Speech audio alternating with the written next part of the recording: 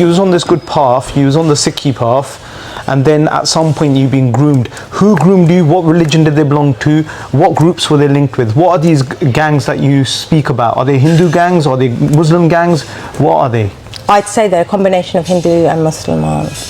What these grooming gangs do, they isolate you and they're very mid-tier with you, and then after that point they demand sex from you and they rope you in that way. Oh, I'm going to go and see someone else if you don't give me sex. So I ended up in a compromising position. Okay. And so he blackmailed you for sex, and you thought he was a Sikh. You thought you was in this relationship with this Sikh guy who you potentially could have a future with. No, it was love bombing.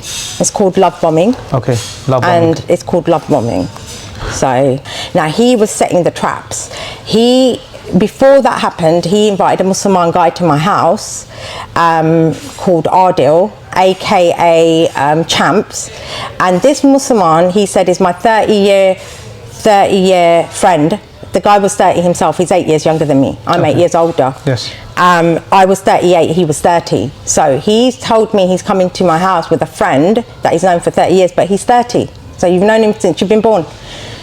This Muslim comes into my house uninvited, and Champs threatens me, and he says, oh, I should take you outside and beat you. Now these guys are getting me to pay for everything. That's another thing they're doing. They're getting me to pay for everything. Pay for everything as in? Food, anything that, you know, normal needs, yeah? They're getting me to pay for it. Okay. Because what Divraj is saying, I'm a CEO, but I'm in debt. He's in debt. So that's another thing. He's going to give you a few little hinters of what the truth is. He's in debt apparently, but he'll also tell you he doesn't do cocaine. He'll also tell you that he doesn't sleep with white girls, loose white girls. These are things that these grooming gangs, how they manipulate you, yes, into trusting them. Yes. Okay. Me having a clean living and lifestyle and being into my spirituality, gym, and getting into new employment and looking forward to my future, this gang have now, you know, targeted me. So what's happened now, each stage of my Heathrow application process, Divraj has invited me to Hayes. He's had me arrested claiming that he's a victim. 5 days after cancer throat surgery, he said he's going to give me some TLC, which is tender loving care, like some attention, because I've had my throat cut in 2 places because there was cancer underneath both my tonsils, so they needed to be removed. I was arrested by the police, so it threw me off balance because I was already vulnerable because I'd had a throat operation. I'd gone there the following day. He'd attacked me, but claimed that I'd attacked him. So the following day after being attacked by him, I was arrested at 7:30 in the morning. So, and my door was kicked down by 14 police officers. They beat me. Why did they beat you? I don't know. They beat me, and luckily they had a rookie white girl, a new starter, a new police officer that just joined like a trainee. She came out of this big crowd and she said, why is this woman not talking or responding or fighting back? There's no retaliation here, what's going on? While I was being attacked with the cameras off.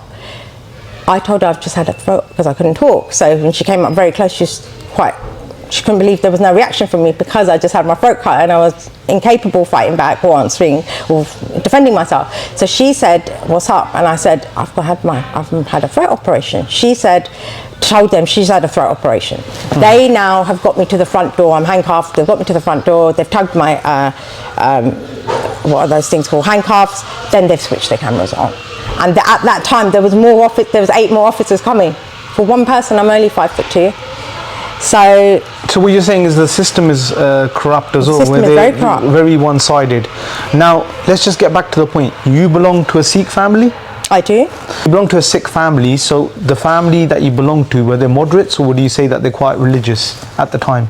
Prior to the grooming, how religious were you? Were you going to the Gurdwara? Amrit Vela every morning, reading all the parts every day, manifesting a new life at Heathrow Airport to get some education. Everything was open for me, yeah.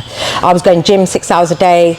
I was occupied. My time was very occupied doing seva, as much seva as I could. Nanak Sar, Park Avenue, Hansa Gurdwara, whenever I could get it in.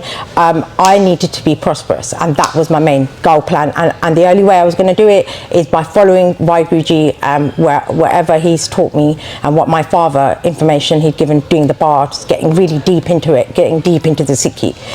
Not eating any meat, Yeah, because I was eating meat at that time, lamb once a week because of anemia. Dad covered that for me because I said, look, I want to devote myself to my Sikhi. He said 3 hariyan sabjiyan need to be made every week if you want to stop eating lamb. So I was vegetarian. So you was on the path.